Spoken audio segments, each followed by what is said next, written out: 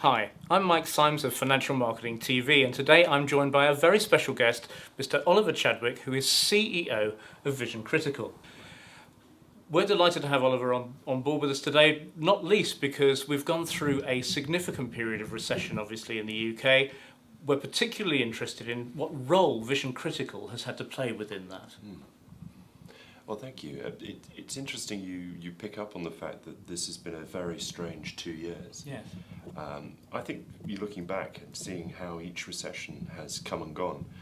Vision Critical's time could not be more right. We are in the cusp of recovery, but with it, everybody's information available to their bank, to their lenders, is going to be based on the last 2 years of their performance, which, not unsurprisingly, won't be their finest couple of years of trading.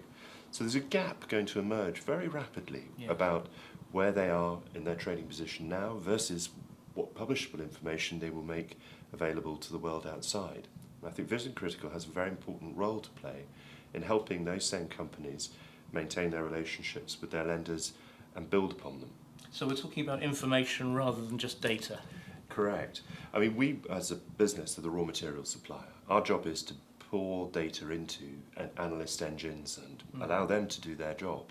But as such, we have to show the world that the data is there. So my task, in a sense, has been to get out there, talk to lenders, talk to banks about how they could take advantage of this new form of data interaction, which until now they haven't had available to them. And what do you see as being the advantages to them?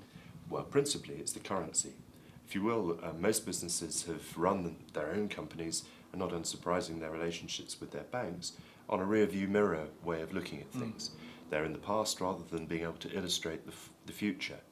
Banks are fairly sceptical of the future because ordinarily a company will come see them and forecast generally optimistically for the year ahead. And in the current environment, it's been very difficult for those businesses to meet those forecasts. So I see Vision Critical as essentially providing a predictable 90-day window of not only what's happened to date, but what is going to happen to that business in the here and now into that near future. Yes.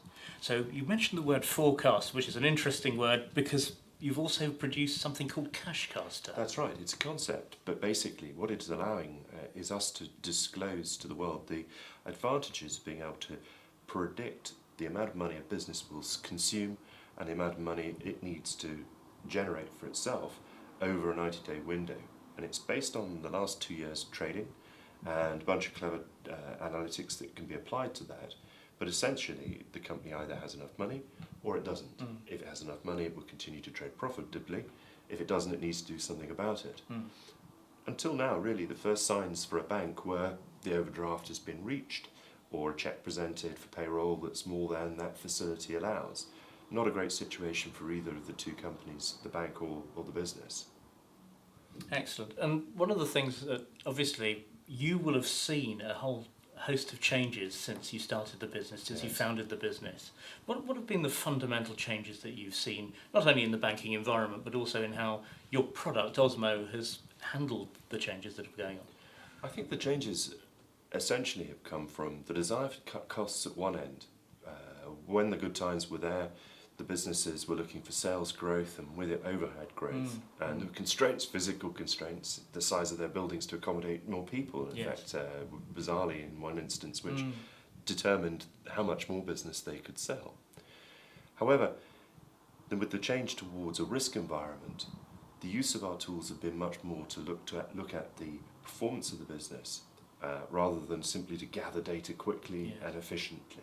And looking at the performance of the business in a way which is to say, are they misrepresenting their trading activity, misdirecting the lender, making errors in the way they run their reports in such a way as to leave the security of that business at doubt to the lender, and with it all sorts of problems. So initially, yes, we were about efficiency savings. Now it's been a play about risk. And I suspect in the future it's going to be a play about accuracy of data to forecast and predict the performance of businesses.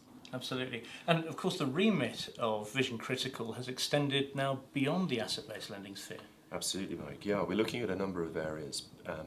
A lot of them basically go back to invoices or the tedious process that someone who's buying services has to rekey critical data into a computer portal, website, call it what you will, in order to take full advantage of those same services. If you can remove the double key entry, you can improve the service, and the accuracy of the data helps the pricing be sharper. In areas like foreign exchange, electronic payment processes, management of payables processes, supply chain finance, just a number of examples where if you can get the data into the systems quickly, accurately, and without effort, frictional costs evaporate, and you get a stickability of service.